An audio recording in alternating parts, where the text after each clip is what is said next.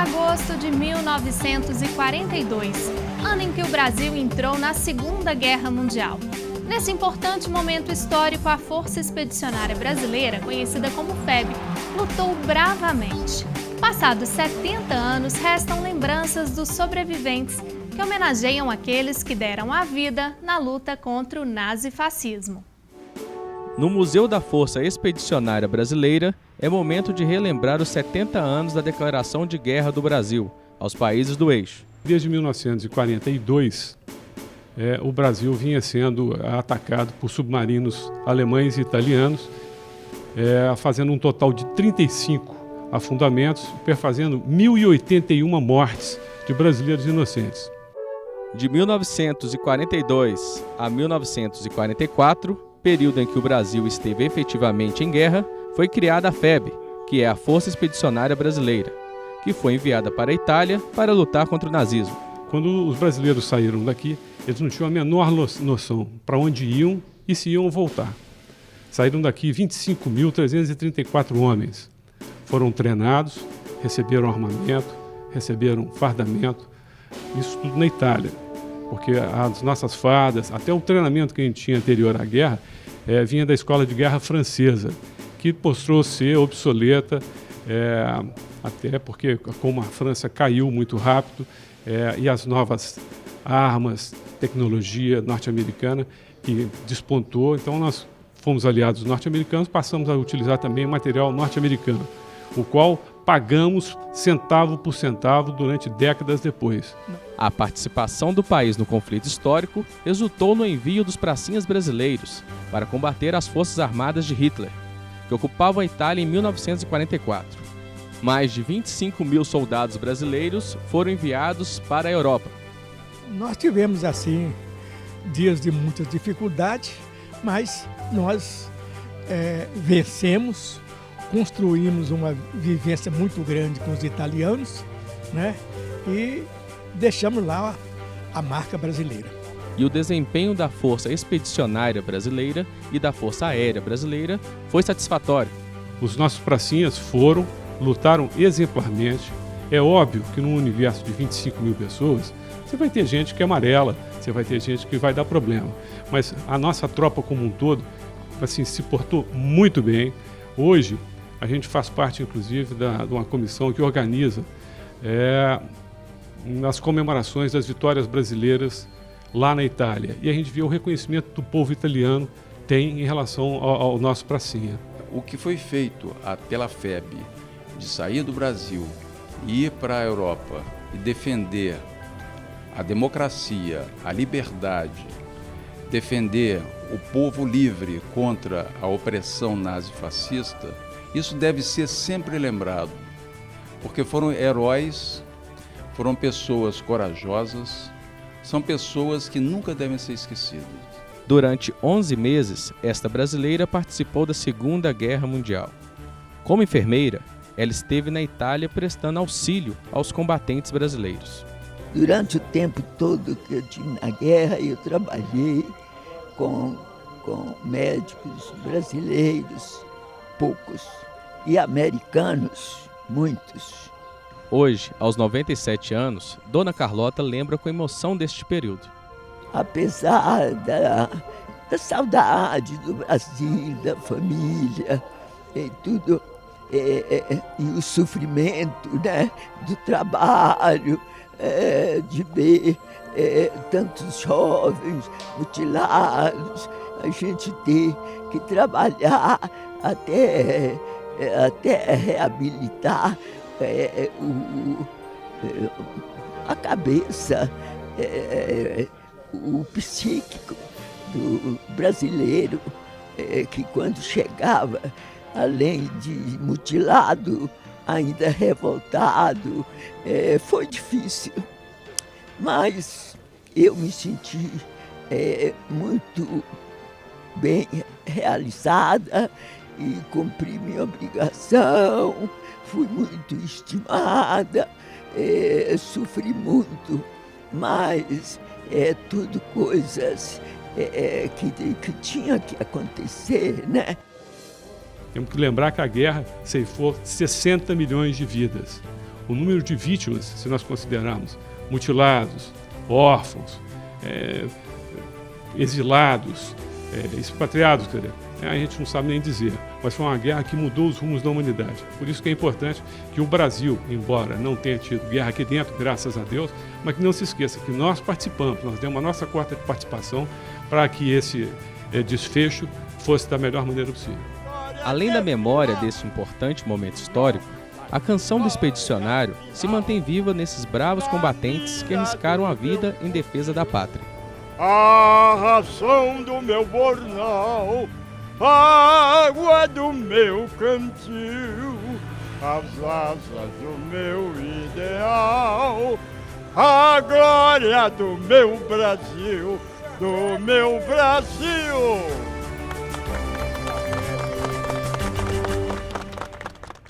O Cemitério do Bonfim é considerado um dos grandes museus a céu aberto e agora faz parte do roteiro cultural e turístico da capital mineira. Desde junho, visitas guiadas acontecem para que as pessoas conheçam o primeiro e mais tradicional cemitério de BH. O interesse é grande e forma uma lista de espera para a visitação do patrimônio cultural do Bonfim, que tem uma forte relação com a história da cidade.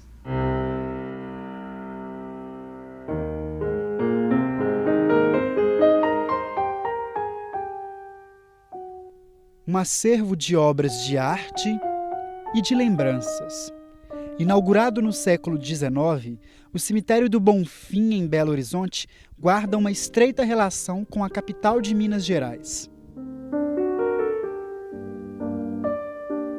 O Cemitério do Bonfim, ele é inaugurado antes da cidade. Ele é inaugurado em fevereiro de 1897, ocasião em que acontece oficialmente o primeiro sepultamento. Mas o Cemitério do Bonfim, ele até a década de 40, ele é o único e aqui se reproduz de uma forma bem contundente as diferenças sociais, a história da cidade se encontra aqui, né? Na medida em que as pessoas, as famílias tradicionais, as famílias poderosas e mesmo aquelas famílias mais modestas vão ter a sua trajetória narrada aqui dentro desse espaço. Você pode encontrar aqui no Cemitério do Bonfim túmulos grandiosos, né, túmulos que certamente demandaram um custo financeiro grande, são as capelas de jazigo, nós temos túmulos monumentais, temos túmulos cívicos, túmulos construídos com dinheiro público para homenagear personalidades políticos importantes da cidade. E temos túmulos mais modestos, túmulos mais construídos dentro de uma perspectiva mais humilde. Então você consegue, ao passear, ao analisar essa ocupação e através das quadras e da ornamentação, entender como é que funcionava um pouco a sociedade belo-horizontina até bem pouco tempo, porque o cemitério ele ainda é utilizado. Por trás de cada pedra há um significado, e as colunas quebradas não são fruto de vandalismo. As colunas quebradas, elas nos remetem à ideia da destruição de uma base familiar. Então, há vários túmulos aqui em que o elemento decorativo são as colunas, às vezes a coluna inteira, e quando a coluna quebrada aparece, é para remeter ao espectador, ao visitante, sobre essa destruição da base de uma família. A ausência daquele parente querido que foi ali enterrado nos remete metaforicamente a essa ideia. O acervo cultural e artístico do Cemitério do Bonfim tem despertado a atenção de visitantes de todas as idades. Mergulhar nas 54 quadras repletas de beleza e mistério é voltar ao passado e reviver um pouco da nossa história. Essa é a manutenção do espírito da história. E a morte faz parte da história. Hoje, nos dias atuais, nós enxergamos a história de um modo, vamos dizer assim, mais leve, como está na moda, mais light, né? E esse resgate, acabar com aquele pessimismo, com aquela coisa aterrorizante que é a morte. A gente sabe que o caráter, a condição humana tem horror à morte, mas a fé é que nos sustenta para aceitar, como dizia São Francisco, a irmã morte. Eu sempre tive especial interesse pela finitude e sempre achei um valor artístico imenso.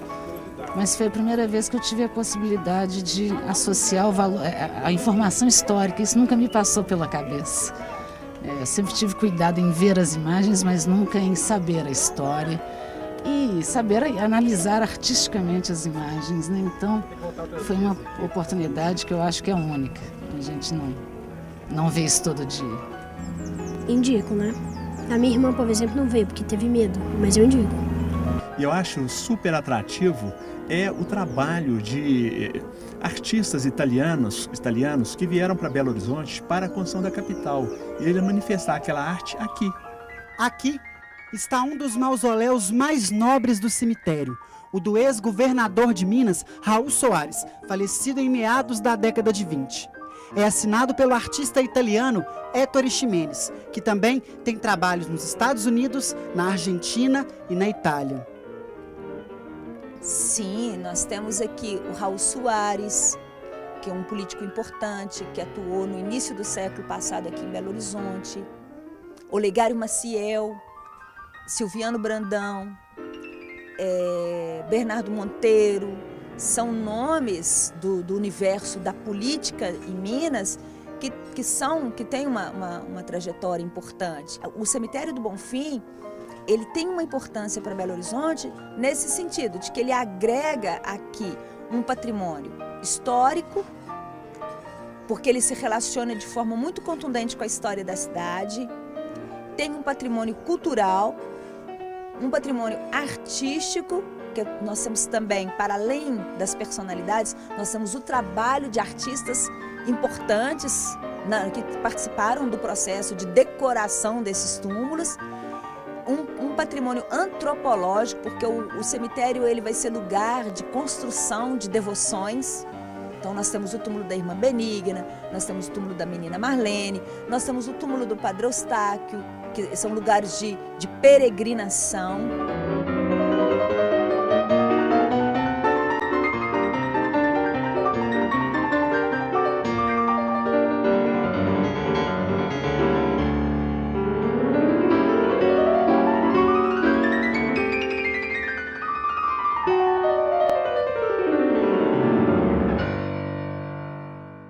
A Arquidiocese de Belo Horizonte divulgou esta semana o nome das empresas responsáveis pela construção da Catedral Cristo Rei no terreno que fica na região norte da capital. O projeto foi pensado pelo arquiteto Oscar Niemeyer. O protocolo de intenções que vai estudar os detalhes da construção foi assinado na última quinta-feira, 30 de agosto. As construtoras mineiras Andrade Gutierrez e Mendes Júnior foram oficialmente anunciadas como responsáveis pelo desenvolvimento do projeto. A previsão para o processo de terraplanagem e início das obras é no mês de outubro deste ano.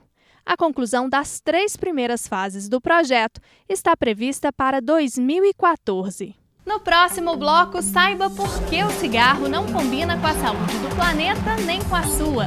Tem também a maior mostra de Charlie Chaplin já exibida no Brasil e ainda as atrações culturais em BH. Até daqui a pouco!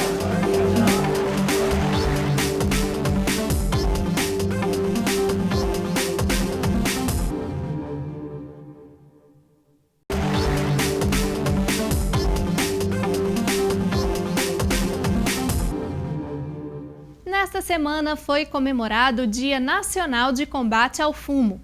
De acordo com a Organização Mundial de Saúde, um fumante morre a cada 6 segundos no planeta. No Brasil, 11% de todas as mortes são causadas pelo fumo. Mas além de prejudicar a saúde, o tabaco também afeta a natureza. Para falar sobre a relação do cigarro com o meio ambiente, a médica e presidente da Comissão de Controle do Tabagismo, Alcoolismo e Uso de Outras Drogas, Maria das Graças Rodrigues, é nossa convidada no Ponto de Vista de hoje.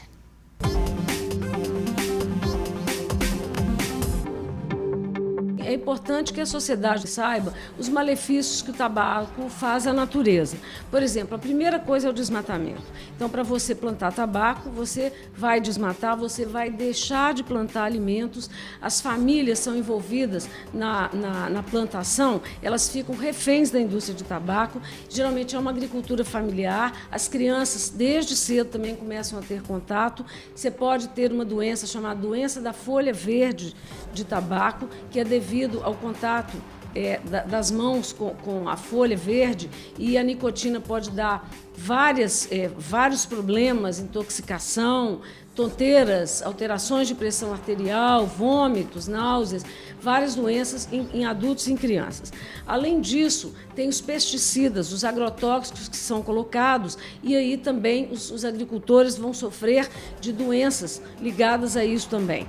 Outra coisa é que para cada 300 cigarros produzidos, uma árvore é queimada, porque você precisa da madeira para curar as folhas, secar as folhas de tabaco nos fornos. Isso acontece muito aqui no sul do Brasil, que é onde tem mais plantação de tabaco. Outra coisa, o papel do tabaco também, celulose também, queima de árvore. Outra coisa que é importante falar é que quando você os cigarros, por exemplo, na beira da estrada, nos ambientes de trabalho, em qualquer lugar, eles são responsáveis por 25% a 30% dos incêndios na área urbana ou rural. Outra coisa também, esses agrotóxicos, eles fazem com que esse solo altere todo o ecossistema, e a questão de replantar também com o eucalipto, que é um problema ecológico também. Então, nós temos várias coisas. Outra coisa, por exemplo, que as pessoas talvez não saibam, é que do lixo recolhido nas ruas, praias, etc., os tocos de cigarro são responsáveis por cerca de 25% a 30% desse lixo. Então, eu acho que é uma questão em toda a natureza. Charlie Chaplin atuou, dirigiu, escreveu, produziu e financiou os próprios filmes. Alguns críticos o consideram o maior artista de cinema de todos os tempos. As mímicas e as expressões de Chaplin influenciam e vão além do cinema mudo. E Belo Horizonte é a locação da maior mostra de cinema do Brasil, que faz uma homenagem ao grande Chaplin.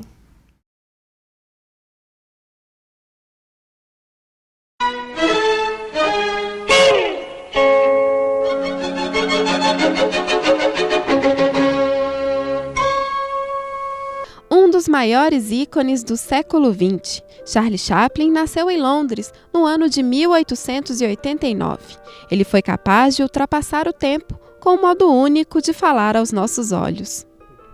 O cinema do Chaplin ele é baseado na pantomima, ou seja, no gestual, na ação e reação, um cinema físico, que é o próprio slapstick comedy, né? Que é o do pastelão, é muita perseguição, né? Muita acrobacia.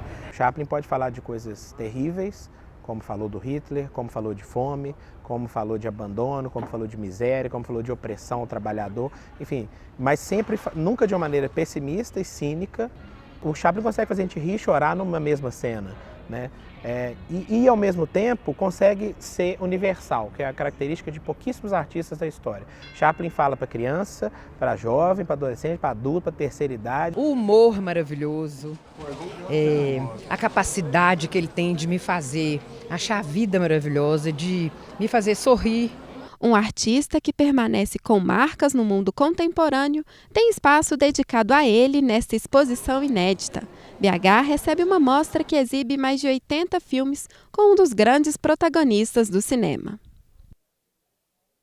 A ideia é proporcionar ao espectador uma chance de conhecer de verdade a obra do Chaplin. Quer dizer, com bengala e chapéu, Carlitos, que é um dos personagens mais marcantes de Chaplin, passeou do cinema mudo ao falado. Nos tempos modernos é de 38, imagina, o cinema sonoro de 27. Né? O cinema quase inteiro vira sonoro de 29, já é praticamente só filme sonoro que é produzido. Ele ficou quase uma década ainda resistindo. Né? Mas é um filme que ele inclusive faz essa crítica ao som. O Carlitos se despede do cinema sem falar. né? Não é que o Carlitos não é mais capaz de falar sobre o mundo, é que o mundo não merece mais o Carlitos. Uma despedida que não se acaba e nos acompanha até os nossos tempos modernos.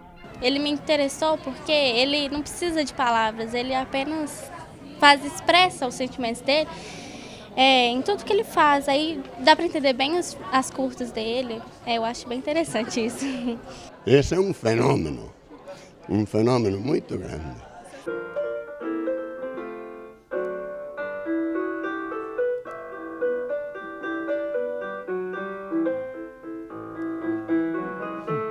A programação completa está no site da Fundação Clóvis Salgado. Acesse o endereço que está na sua tela.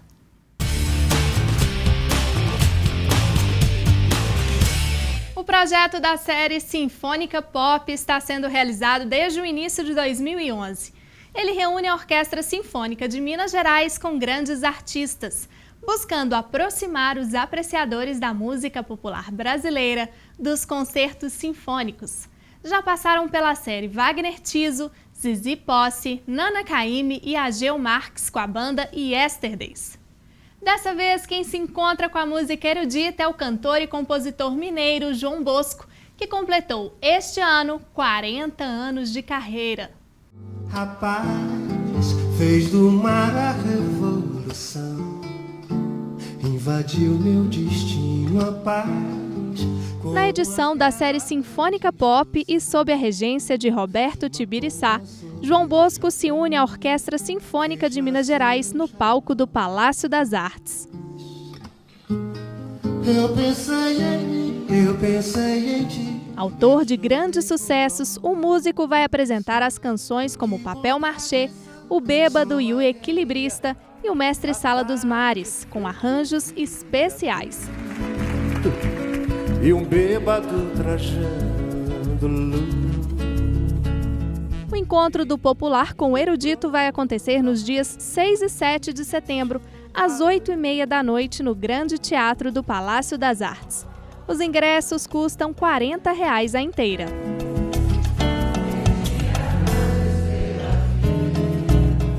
E outro ícone da música brasileira ganha destaque no final de semana em BH. O projeto Domingo no Museu apresenta tributo a João Gilberto. O resto é mal, é tudo que eu não sei contar. São coisas lindas que eu tenho pra te dar. Fundamental é mesmo o amor, é impossível ser feliz sozinho. O Museu de Arte da Pampulha vai homenagear a musicalidade e originalidade de um dos ícones da música popular brasileira, João Gilberto. E a eternidade, agora eu já sei da onda que se ergueu no mar. O trio formado por Renato Braz, Neylor Proveta e Edson José Alves vai apresentar um repertório inspirado em João Gilberto, com canções e alguns temas instrumentais. A apresentação é no domingo às 11 da manhã. Os ingressos custam R$ 10 a inteira. Mais informações pelo telefone 3277-7946. Toda a renda do show será revertida para a conservação do Museu da Pampulha. Pede perdão, não é nunca perdoado.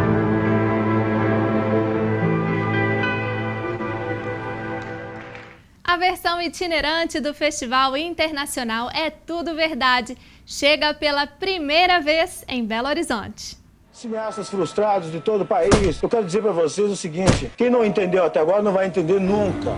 O maior evento de documentários da América Latina que chega pela primeira vez à cidade acontece até domingo, dia 2 de setembro. Tem várias exibições previstas na programação para este final de semana. Estão sendo apresentados no festival 14 produções inéditas. Ainda dá tempo de conferir algumas, então anote aí. É Tudo Verdade está acontecendo no Oi Futuro, que fica na Avenida Afonso Pena, 4001, Mangabeiras. Mais informações pelo site que está na sua tela. O brasileiro não pode, de forma alguma, abdicar da sua grande arma, que é a síntese da sua alma, que é a intuição. Não pode fazer nada, a gente avacalha. Avacalho se esculhamba. Chega a Belo Horizonte a peça Máquina de Pinball, que questiona a fragmentação e a fluidez das relações humanas. O espetáculo faz curta temporada em BH. O mundo, ele é cor-de-rosa, tem festa todos os dias. Mas ninguém acorda. A peça retrata histórias de uma geração que presenciou as mudanças comportamentais desde a década de 80 até chegar na geração contemporânea, a era da internet. Minha casa. 17 anos. A primeira vez que eu disse nunca mais vou me apaixonar. Mas eu quero me apaixonar sim. Para isso que sirvo e é isso que me faz sentir viva. Um jogo cênico sobre amor, solidão, relacionamento e vícios de uma geração que cresceu escutando rock, vendo muita televisão e lendo histórias em quadrinhos. Máquina de Pinball está em cartaz no Galpão Cine Horto, sexta e sábado às 9 da noite e no domingo às 8. Os ingressos custam R$20 a inteira. É tudo o que vocês precisam saber. E ainda dá tempo de saborear as delícias da culinária nacional e internacional no 15º Festival Cultura e Gastronomia de Tiradentes, que acontece até domingo.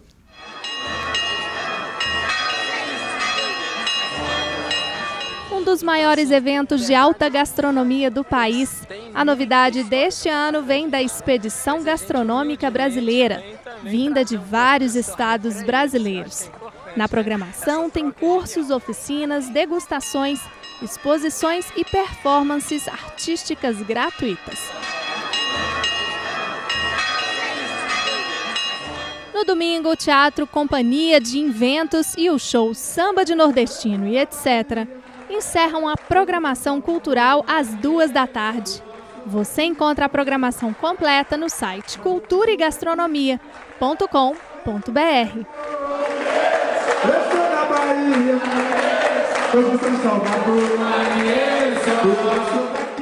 O programa de hoje fica por aqui. Obrigada pela sua companhia. E se você quiser participar do nosso programa, mande seu recado pelas redes sociais da PUC TV, Twitter e Facebook. Eu te espero na sexta-feira, às 8 da noite. Até semana que vem. Tchau!